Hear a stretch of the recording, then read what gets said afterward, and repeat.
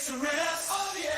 Sports, pop culture, wrestling too. We got it all with the very best. Tune into the filter-free podcast for the latest in entertainment news. TNA Top 10 will make you laugh with their hilarious views.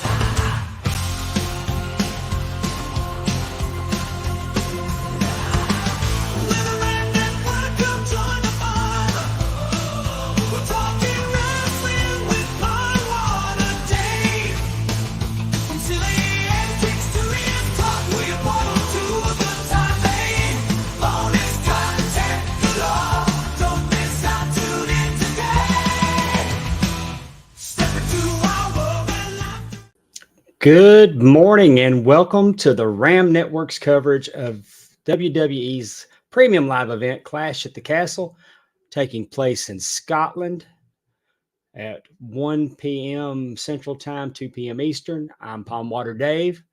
Thank you for joining me this morning as we take a look at what's going to happen overseas. I want to start by mentioning the crowd. It's another, man, European crowds are just something else. I mean, not just European, the foreign crowds. Whenever the WWE ventures worldwide, the fan base is rabid for the product. Watched SmackDown last night. I actually watched the opening, the kickoff, if you will. They put the kickoff on social media, and they had Bayley and Piper Niven out on the stage. And I don't recall hearing this in the States, but Bayley, they were singing to Bayley, "Hey, Bayley, I want to know if you'll be my girl." But I mean, it was just so loud. And I mean, the Scottish crowd loves to sing. They were belting it out. And I thought Piper Niven being from there would have got a better reception, but that crowd's firmly behind Bayley for this match. And, last night on SmackDown, when Cody Rhodes was out, they just were singing Cody Rhodes.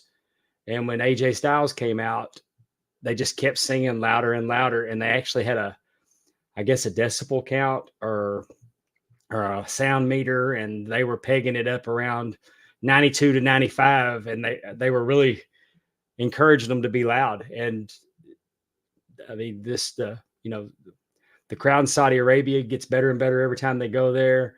That crowd from France, that crowd in Puerto Rico, this crowd from Scotland, they are, I mean, the WWE is definitely 100% a global brand.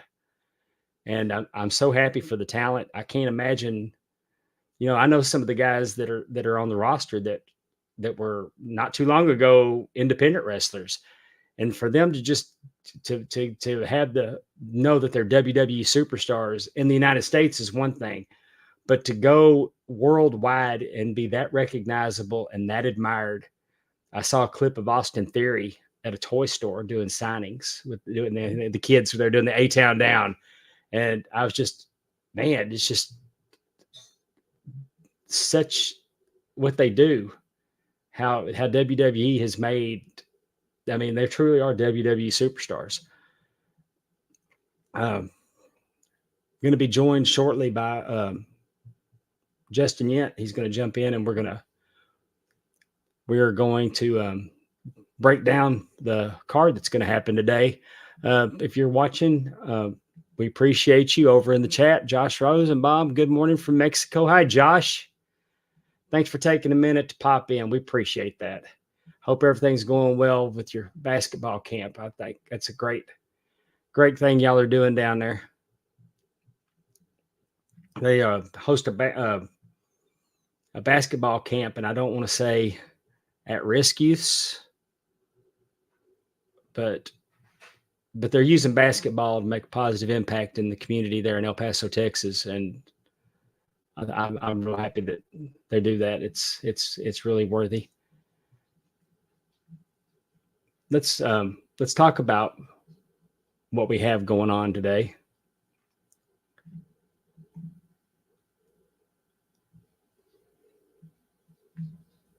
We have 5 matches. I don't know how y'all feel about it. I think WWE is doing a great job going the less is more route. I'm having a little technical difficulties trying to. There we go. I like that they're only doing 5 matches. I like that they've been doing that. I think less is more. I'm not of the mindset that everybody on the roster deserves to be on every pay-per-view. I mean, I'm not against it. I'm just saying I would rather watch a good 2 or 3 hour show instead of that a marathon that I can't hardly stay awake. I'm just exhausted by the main event. Joining us now is Justin. Justin Yen. Hi, Justin. Good morning. Hey, Dave. How's it going? I'm excited. I'm excited to be here. I'm excited to have you with me this morning. Well, thanks for having me. Oh, thanks for coming. We're gonna dig into this card. I was just saying that I really like the 5 match format. I like the shorter, better matches than the marathons. Yeah, it actually feels like he's taking it back to the good old black and gold days of the NXT, where the pay-per-views were, the NXT roster was outdoing the main roster at the time. So I'm looking forward to seeing what this 5 hour or 5 match pay-per-view looks like. Yeah, the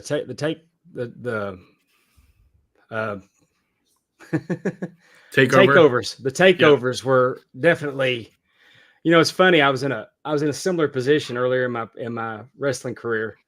There was a promotion that I started at, PCW in Arlington, Texas, and they'd do the Friday night show, which was kind of like the student show. It supported the school. You didn't put too many of the main guys on there. It was just, the B show, definitely supposed to be the B show. But at one point it got to where it was taking over and becoming the A show. And then all of a sudden the owner's wife wanted date night, and they did away with the Friday night show. But truth of the matter is they didn't want the Friday night gig overshadowing their bread and butter on Saturday night. So I think that's what happened. I think that's what happened with NXT as well. Black and gold, yeah. Nope, I'd agree.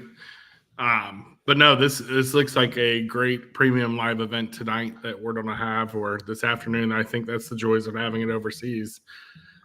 We get to actually have it in the afternoon and get to go about our days like we normally would, right? Yes, sir. Before we go any further, I mean, I got the first match queued up here. Presented by Gin and Juice. Did you ever think you'd see a day where hard liquor and alcohol would be on the flyer for a WWE PLE? Not after going to the PG era. So yeah. I'm glad to see that we were moving away from the PG era, and it seems to be sticking around. So that's a good thing.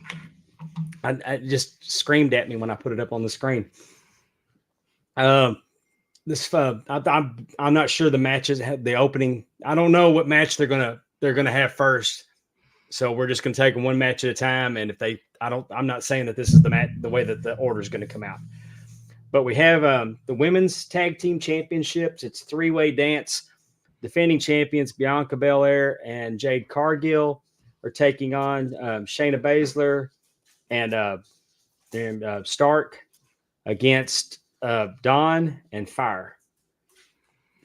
Dawn and Fire were thrown in this just to get Dawn in front of the Scottish crowd, which I like that they've put so much Scottish talent on this show. It's wild that they have so much Scottish talent. I mean, you can leave, and I know Becky Lynch isn't from Scotland, but I'm just saying, Becky Lynch sitting on the show, Sheamus sitting on this show, and you still got plenty of local talent on this show. I think the time is probably right for them to bring the European Championship back. I think for the first time in company history, it's probably deserved to have a European Championship. That being said, there's no way that Bianca and Jade lose these belts. Yeah, I think it's too soon. I don't think they have built up a history yet with those belts. the one thing I do like is that you are seeing a lot of these tag teams build up finishing moves similar to the old days, right? Yes. Where a lot of that was missing previously. So it's not like, hey, we're just getting random teams thrown together. They are actually building teams out of this with finishing moves and actual signature moves as well. So I think that's pretty cool that we're getting out of that. I agree with you. I think it's too soon for Bianca and Jade to kind of lose, but part of me would like to see Shayna unleashed and actually get a title win tonight. I agree with you. And I think that out of the teams listed here, that team needs to be the monster tag team champions that are being chased.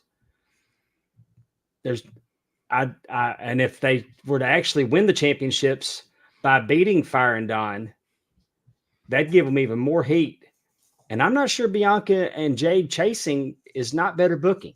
Yeah. But I think that Jade is on the is on a mentorship program with Bianca. I think she gets better working with Bianca. I think that's what we're doing here. I think that getting Jade Cargill to the next level is priority one. I agree. I like the fact that they're giving Alba Fire and Isla Dawn some opportunity to perform.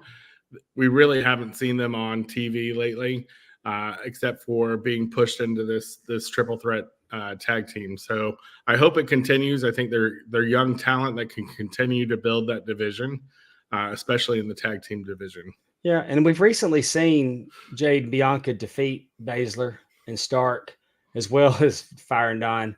So I think the purpose of this match was just exposure and getting Dawn in front of the hometown crowd. Agreed. So I would not be shocked if this was the opening match. Next up, this has the potential to steal the show. You have Sami Zayn defending the Intercontinental title against Chad Gable. I think it's now or never for Gable. Yeah, I agree with you, Dave. With his contract expiring, I believe he's renewed. I think they're going to give him the belt tonight. I think he's going to earn it. I think this is going to be the banger of the night. Sami has already said that shown that he can actually perform.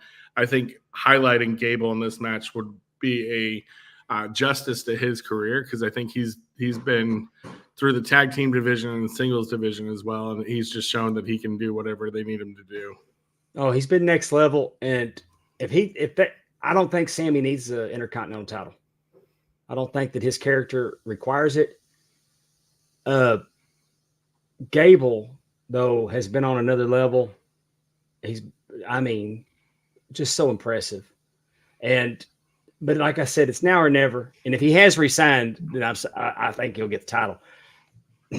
But the upcoming feud with Otis, if he loses today and he's regulated to that, I love Otis, but that's pushing him down the card.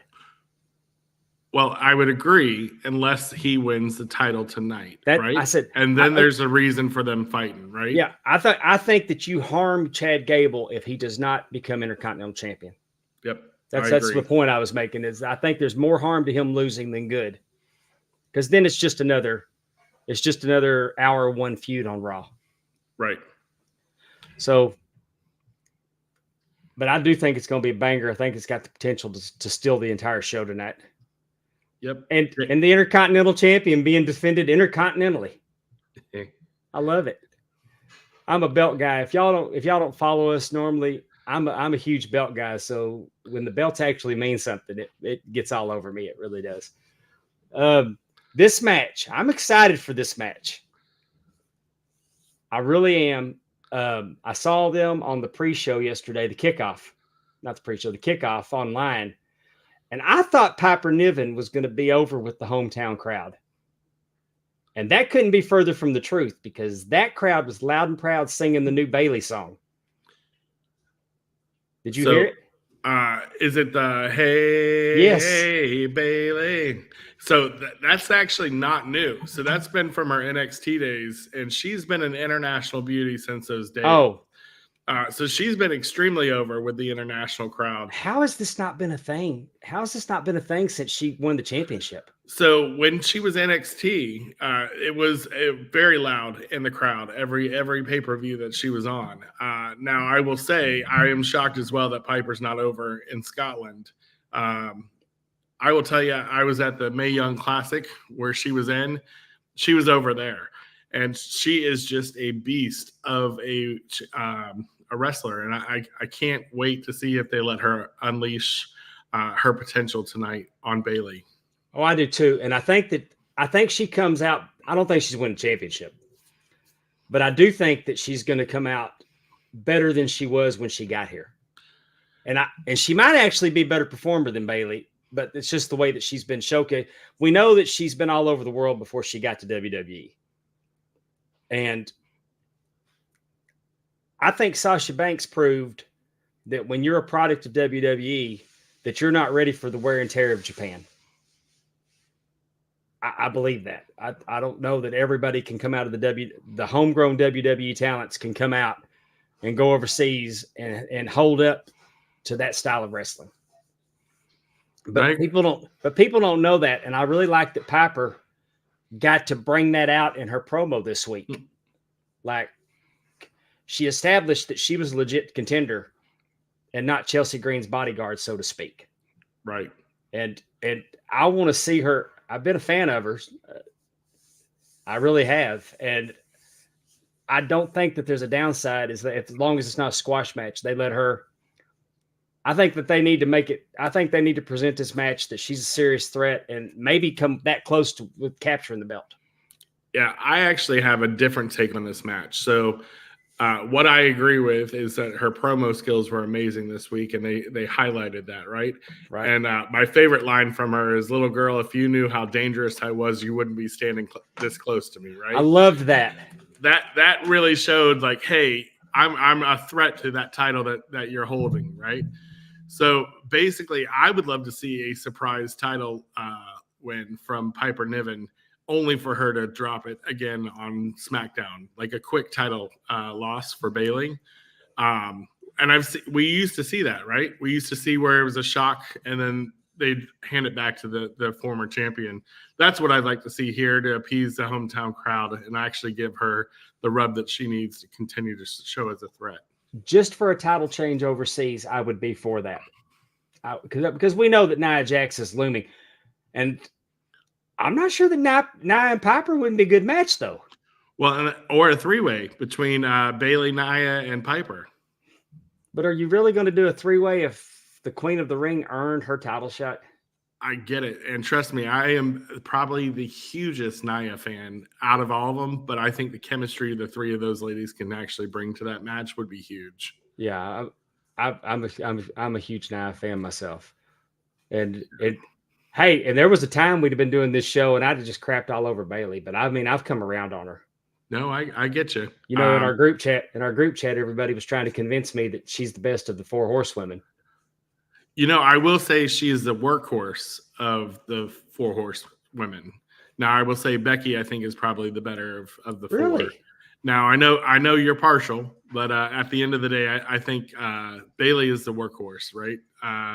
Very few breaks, continues to defend whatever belt she has, if she has it, and then continues to put others over. So, to me, I think that's the true champion or title of a workhorse.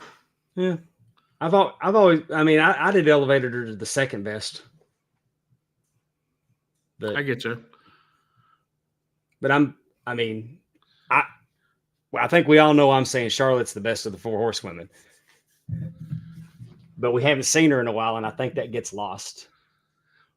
Well, I think because she's been hurt so much the last 2 years.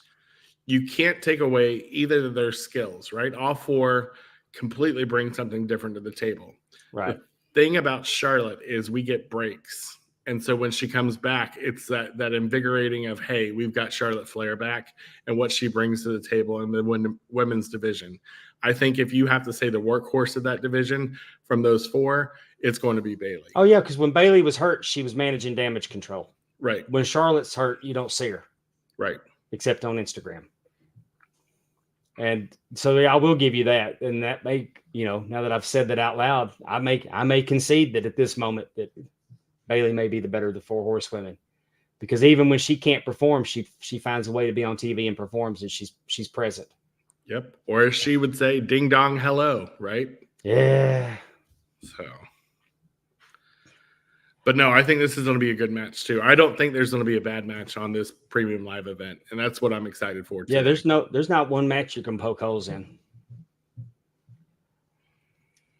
The I Quit match for the WWE Championship. Cody Rhodes defending one more time against AJ Styles, who fooled everybody when he said he was going to retire and then attacked Cody instead. I love how they built this out and kind of put AJ back into the mix, right? And we thought they were going to move on. So I'm actually impressed that they got this in the gimmick match included. Yeah, I don't think that I don't think it's going to be a clean I Quit though.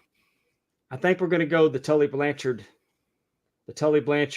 just saying yes, maybe tapping.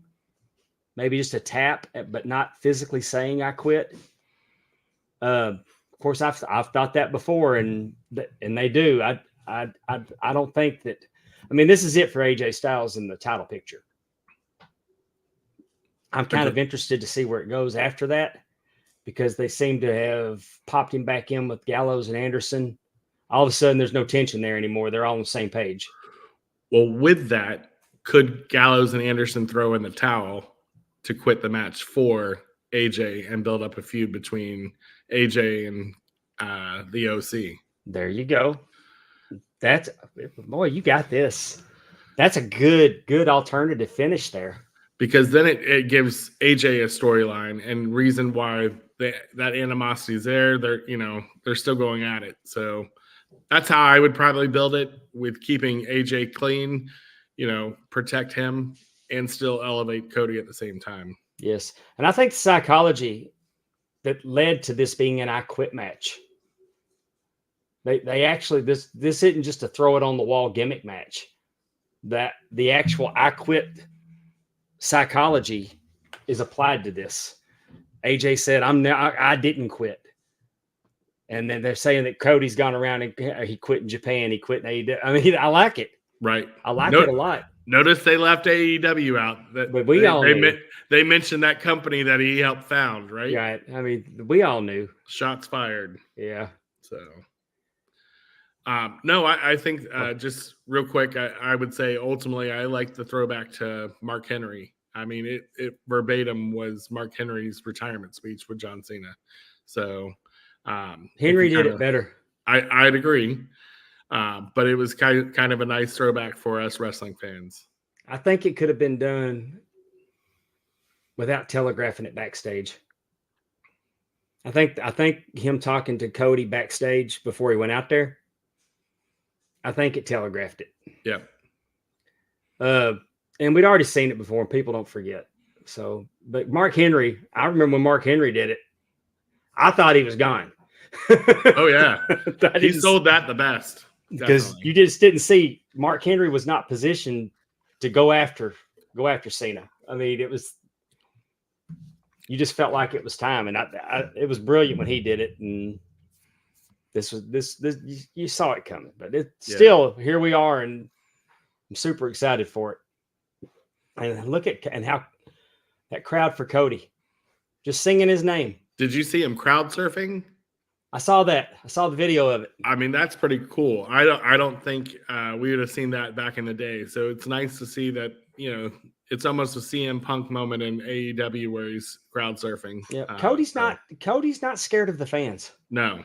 Cody's not afraid to get out in the crowd. He's not anti-people.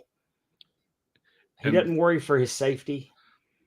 And that's why they're positioning him the face of the company. Yes. I think he is great for that spot. If you think Cody's something on TV, if you have a chance to go to a live event, you see Cody Rhodes interacting. I mean, it's so genuine. Yeah, especially house shows. He's the signing house autographs shows, afterwards and everything.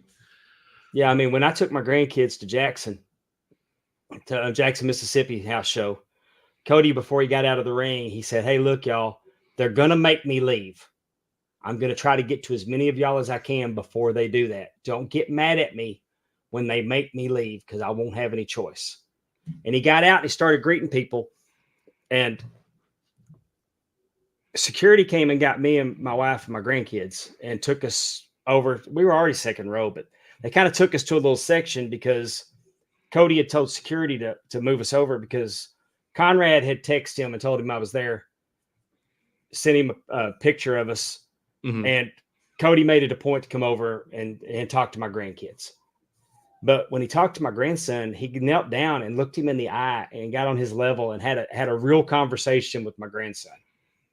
And I watched him as he came around doing the same thing to other kids.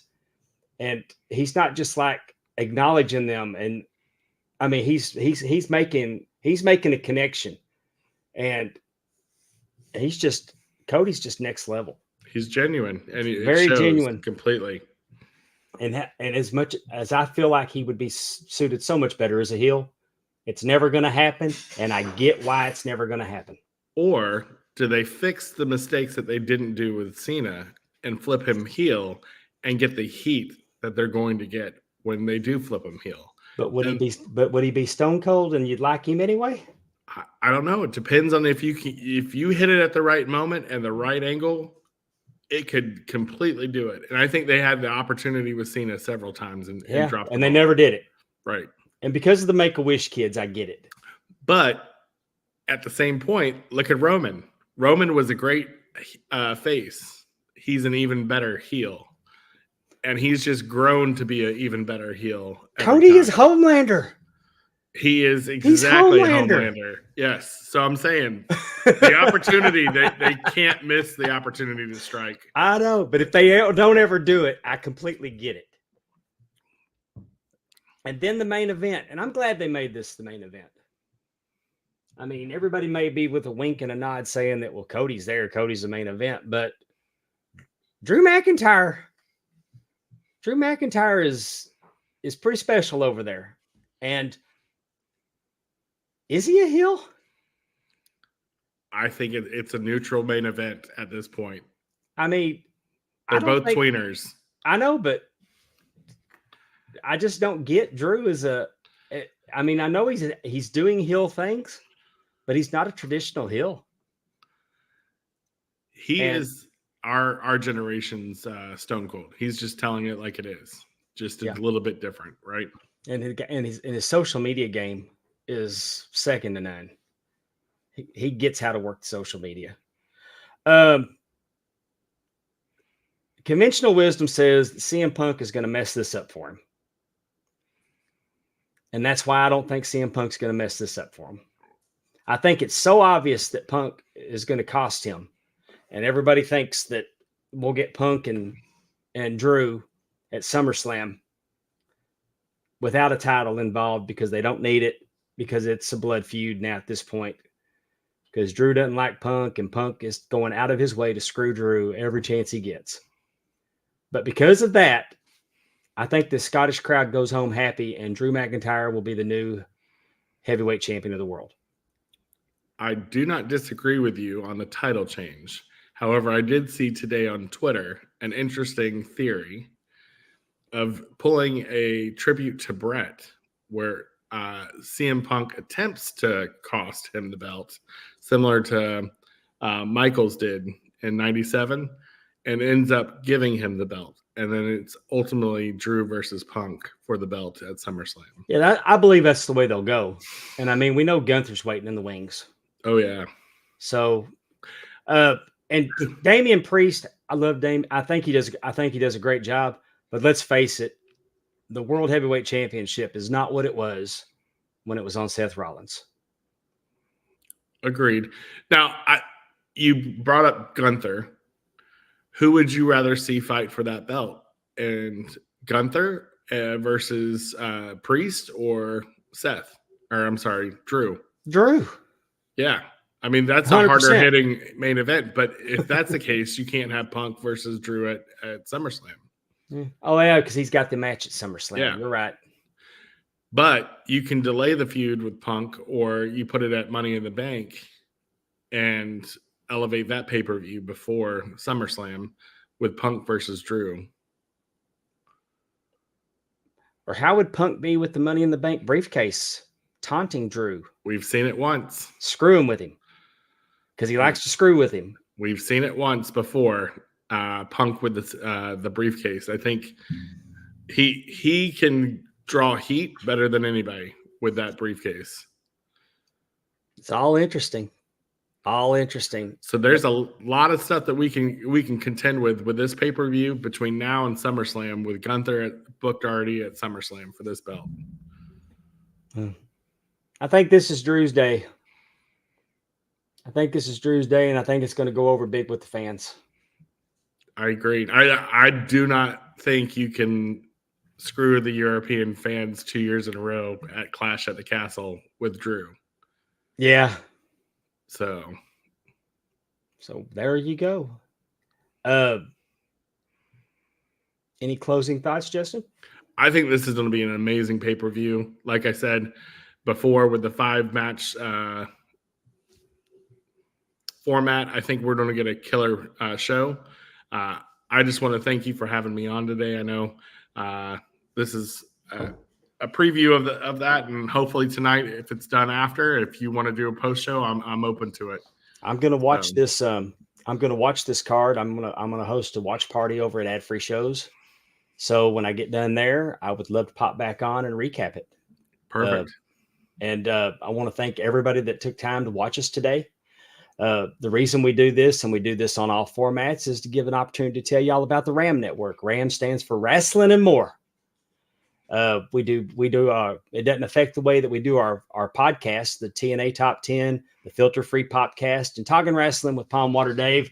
We've all got together to form the RAM Network. And what we do is we kind of interact with each other. We mix and mingle the hosts. We have T-Weave will do I Was There, and where he'll take either one of our members of the RAM Network or one of the other hosts, and we get together and we talk about a show that we were actually there. We'll watch it together and we'll talk about how it was to actually be there. Some of the biggest shows in history, between all of us, we've seen quite a few. We do World Class Flashback with do that with Timmy C. We're going through 1983, my personal favorite year of wrestling. Andrew and Dave and the HSV, they are doing Hard Times and Beyond. They're looking at Jim Crockett, 85 and 86. Look, we got WWF eras. Not eras. Eras. The new generation. There's as we mentioned, there's more. So it's not all wrestling. There's cooking, restaurant reviews and cooking show. Just put it in your mouth. Just put it in your mouth with Andrew and Allison Faye. We've watched. We'll watch classic pay-per-views together. We just recently watched Starrcade 85 because Dave and the HSV had never seen Tully Blanchard Magnum TA, which is the greatest cage match in history. We all had a good time doing that. There's so much. There's a what's the name of the book club? Power of the Pen. Power of the Pen with Amy and TJ. I apologize to them. Yeah. If I don't write it all down, because there's just so much. I've got a question for you. When's the next episode of The Belt Pope? I'm going to tape it tonight. Very nice. It's on tap for today. We're going to do the Mid-South North American title, the great big one. Very cool. And that's our audience with The Belt Pope. I collect wrestling belts. I have 76 of them, and we'll focus on one. We've already done the Mid-Atlantic Heavyweight Championship, which is what made me a belt mark. Then we did the Texas Heavyweight Championship from World Class because it's probably the first wrestling belt that I truly fell in love with when I started watching wrestling, and they started whipping out all these new belts. So there's so much more. It's worth your $10 a month over at Patreon/The Ram Network. www.patreon.com/Ram Network. No, the Ram Network. Just $10 a month. Lots of great content. Please join us over there. And thank you for joining us this morning. We will see you as soon as the I keep saying pay-per-view. As soon as the premium live event closes. Justin, thank you for joining me. Thanks, Dave.